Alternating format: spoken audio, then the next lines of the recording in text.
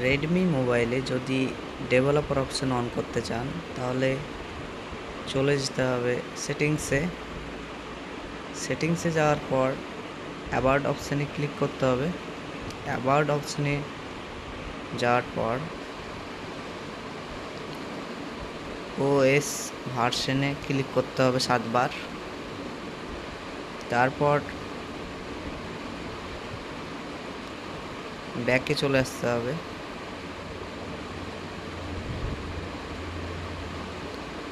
ব্যাকে চলে আসবো আমরা।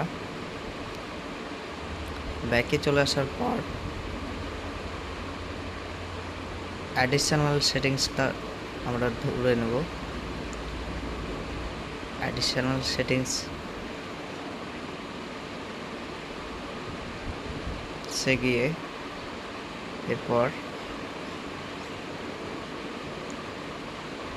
ডেভেলপার অপশানে ক্লিক করব। এরপর এই জায়গাটায় দেখাবে যে আমাদের ডেভেলপার অপশান অন হয়ে গেছে। তো এই ছিল আমার ভিডিও। ভালো লাগলে একটা লাইক, কমেন্ট, শেয়ার করে দিন। সাবস্ক্রাইব করতে ভুলবেন না।